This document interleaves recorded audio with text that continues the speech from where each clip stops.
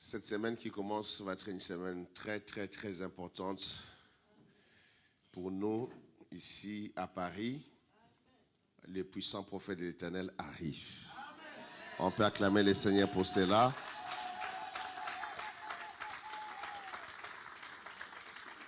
J'ai échangé avec les puissants prophètes de l'Éternel hier et ils sont très, très contents de venir.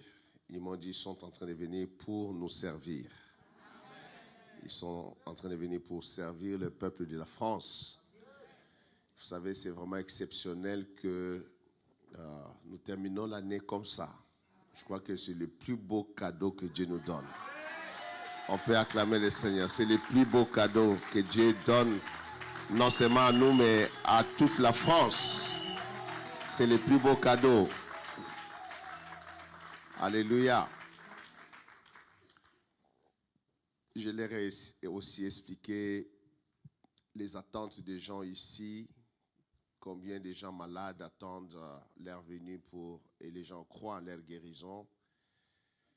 Je leur ai dit beaucoup de gens malades, les gens viennent de partout. On m'a signalé qu'il y a des enfants aveugles qui viennent de Luxembourg, il y a des personnes très très malades qui viennent de l'Allemagne, des enfants malades qui vont venir d'un peu partout. Ici, il y a des personnes paralytiques qui viennent des Antilles françaises, il y a des gens qui viennent de la Guyane française, il y a des gens qui viennent de la Grèce. Je pense qu'on m'avait signalé, si je ne m'oublie pas, il y a une de nos ambassadrices de la RDC qui va se déplacer pour être là. Il y a beaucoup de gens aussi malades ici en région parisienne. Nous avons des pasteurs qui sont très malades. J'ai des responsables pastoraux qui sont très très malades avec des cancers. Donc toutes ces personnes-là avec qui j'ai échangé, ils disent qu'ils attendaient que ça, que Dieu envoie son serviteur pour venir prier pour eux. Et nous avons beaucoup de cas de familles qui attendent d'avoir leur bébé ici, des enfants, non seulement dans notre communauté, dans plusieurs communautés de la ville de Paris, en région parisienne et puis dans les entourages. Et le Seigneur fait des grandes choses, des merveilles dans cette saison des temps de la fin, en utilisant son serviteur, le puissant prophète, qui part de nation en nation, de peuple, pays à pays, pour amener le message du retour du Christ et surtout le feu du réveil pour la guérison des gens. Faut aussi savoir, vous savez, en tant que pasteur, nous connaissons beaucoup de choses que des fois le peuple ne sait pas. La maladie, par exemple, du sida, les VIH, comment on dit ça? VIH. Le VIH circule beaucoup ici à Paris. Ça circule beaucoup. Je sais par exemple qu'il y a eu une période quand on était à Jules Vallès, on avait au moins 5 personnes qui étaient affectées par ce virus à l'église. En tant que pasteur, je le savais. Mais on gère ça dans la prière, on gère ça dans les conseils, parce qu'il n'y a pas de traitement qui guérit cette maladie jusqu'à date. Mais dans le ministère des puissants prophètes, Dieu guérit beaucoup, beaucoup, beaucoup de ces genres de maladies. Et ce qui est formidable avec les puissants prophètes, c'est que quand le Seigneur l'utilise pour la guérison, il aime que ça soit vérifié par le médecin. Les médecins vont, ils vérifient. Par exemple, quand quelqu'un au Kenya qui avait le VIH, on dit ça comme ça, hein, le sida, qu'il était sous traitement, qu'il a un numéro au niveau des services sanitaires qui suivent son cas. Après qu'on a prié pour cette personne, on envoie le test au laboratoire au Kenya. On envoie le sang de cette personne au laboratoire au Kenya. On envoie le sang en Égypte. On envoie le sang en Afrique du Sud et on envoie le sang aux États-Unis. Donc, maintenant, on attend que toutes les réponses viennent négatives. Et c'est comme ça qu'on confirme que la personne est vraiment guérie. Donc, il y a beaucoup, beaucoup de guérisons confirmées comme ça, des gens qui ont eu le VIH.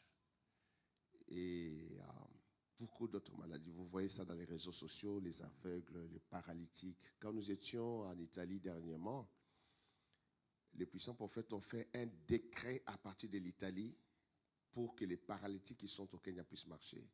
Alors, il y a un enfant qui roulait avec son ventre. Il rampait en fait. Il ne pouvait jamais s'élever. Il rampait avec son estomac tous les jours. C'est comme un serpent qui rampe sur la terre. Quand les puissants prophètes ont fait ces décrets à partir de l'Italie, on était à Rosano, je me rappelle exactement, cet enfant s'est levé. Et jusqu'à aujourd'hui, l'enfant marche.